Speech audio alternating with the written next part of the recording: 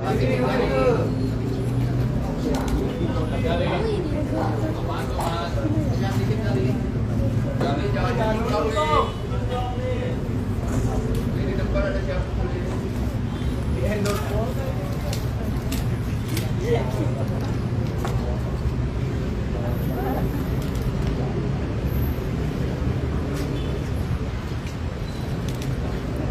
ditanya, ada yang mau disampaikan, Kak? Kali ada yang mau disampaikan kali?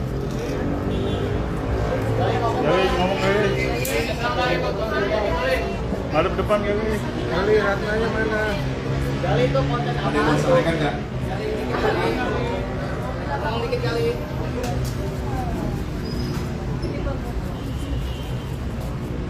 Perkenalkan, Assalamualaikum warahmatullahi wabarakatuh. Perkenalkan, nama saya dari Bapak Haji Prakoso. Saya di sini ingin meminta maaf kepada seluruh umat Muslim atas kejadian yang telah saya buat dan membuat kegaduhan di sosial media. Sekali lagi, saya meminta maaf sebesar-besarnya. Mungkin itu saja dari saya. Sekian, terima kasih. Wassalamualaikum warahmatullahi wabarakatuh.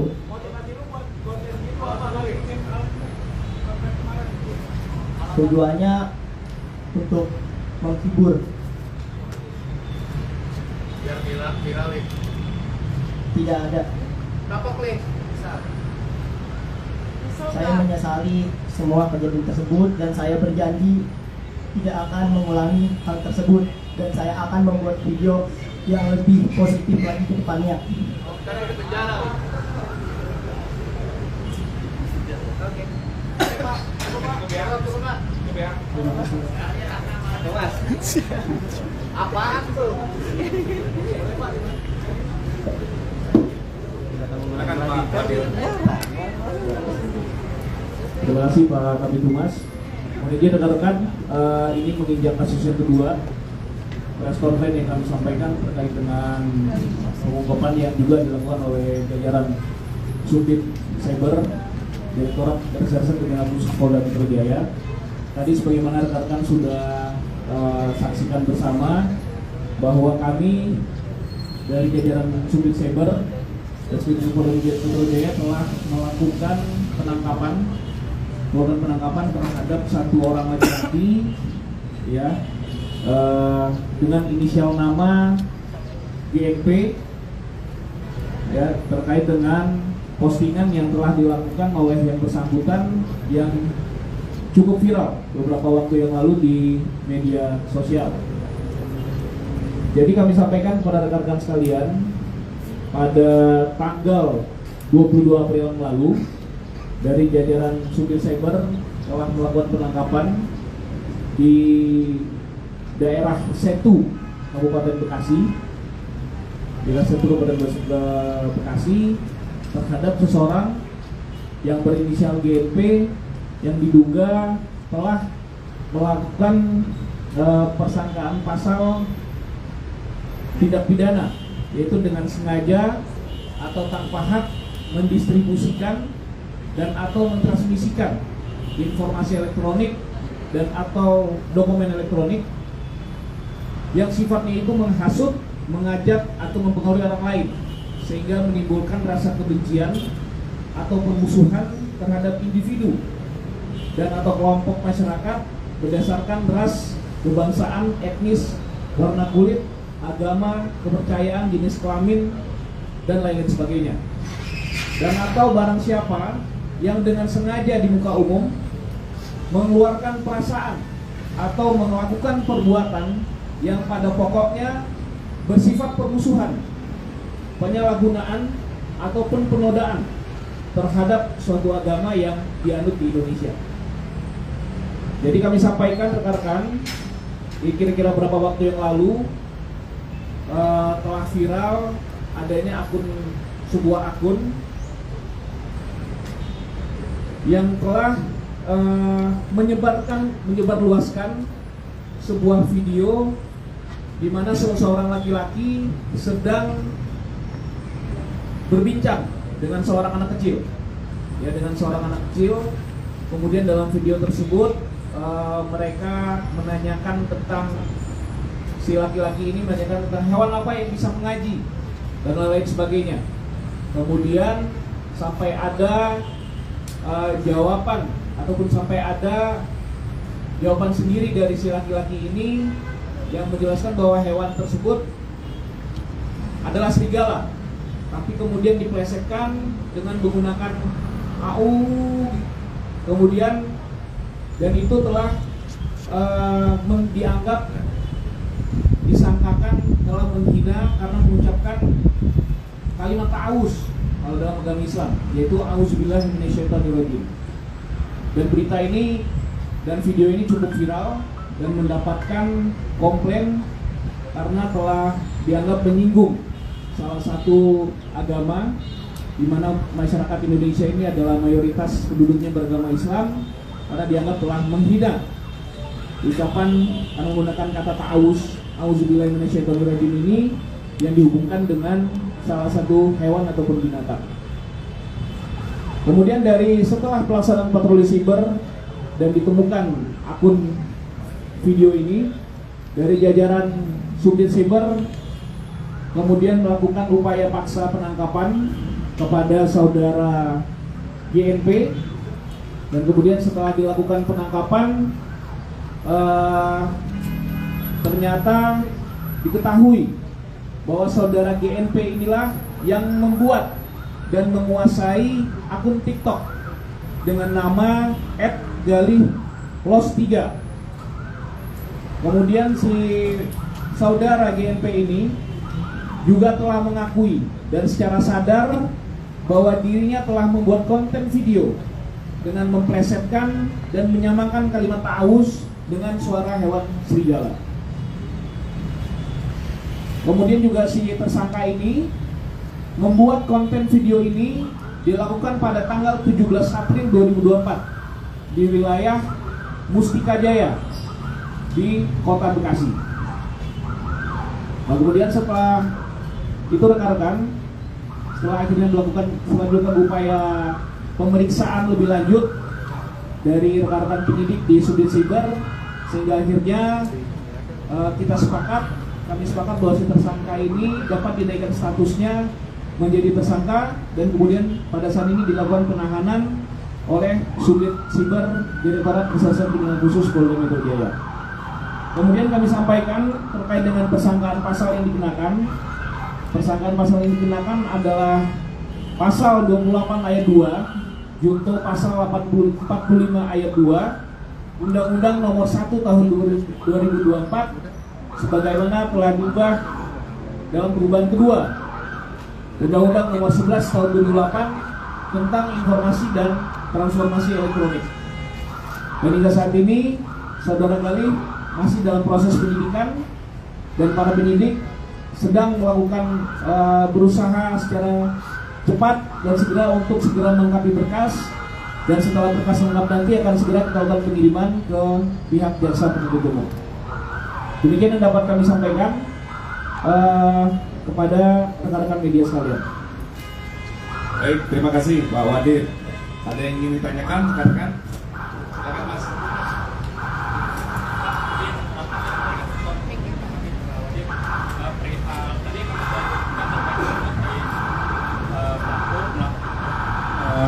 Mengapa bikin konten yang seperti itu? Karena ingin menghibur.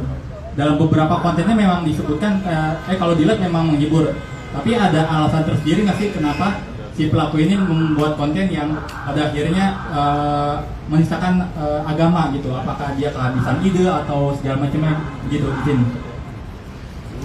Untuk sementara belum ada motif lain dari si pelaku dalam rangka membuat video di akun TikTok yang bersangkutan ini.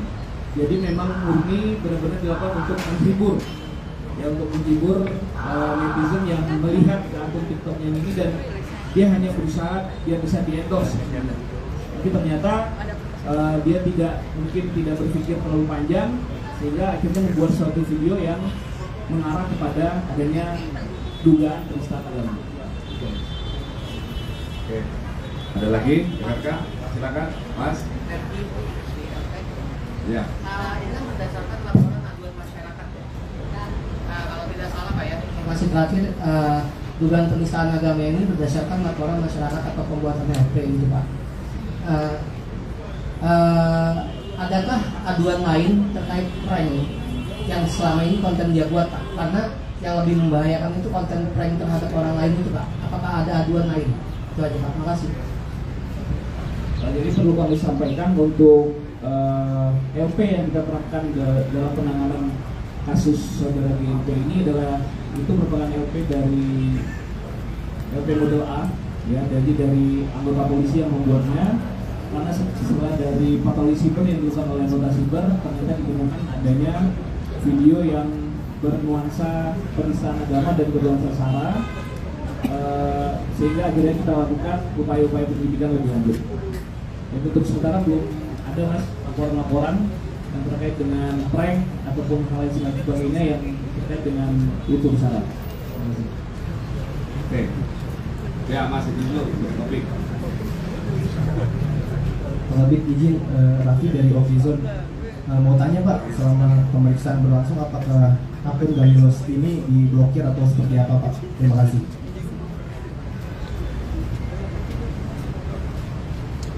Terima kasih untuk pertanyaannya. Akan jelaskan untuk akun TikTok yang digunakan oleh Pak Habib yang merupakan media untuk mempromosikan konten terkait dengan agama sudah tadi diarahkan ke dalam status quo, jadi tidak bisa digunakan oleh pihak luar ataupun pihak lain. Jadi akun tersebut akan kami buka pendalaman dan akan kami jadikan barang bukti untuk dilakukan ke kejaksaan. Demikian. Mas Thomas, silakan. Ya, Bapak izin tanya, ada beberapa pertanyaan. Yang pertama dari tadi kan dibilang motifnya dia melakukan atau membuat video semacam itu kan untuk menghibur dan juga endorse untuk dapat endorse. Nah, boleh tahu nggak Pak sampai sejauh ini kan itu udah ada lebih dari 1 juta penonton di TikTok. Nah, apakah udah ada endorse yang didapatkan? Mungkin dari satu video itu doang atau dari keseluruhan itu dia udah dapat berapa endorse? Nominalnya berapa dan udah dipakai untuk apa?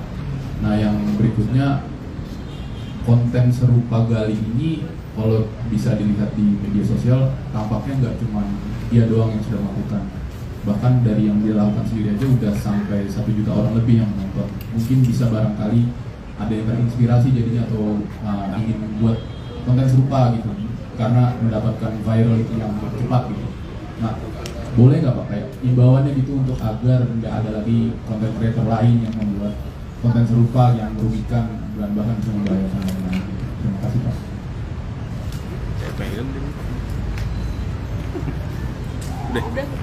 Terima kasih Mas Thomas. Jadi sebelum kami sampaikan terkait dengan endorse, hingga saat ini kita masih terus melakukan proses pemeriksaan kepada saudara GNP ini terkait mungkin dengan sudah beberapa endorse yang didapatkan, tapi sampai sejauh ini belum ada ya.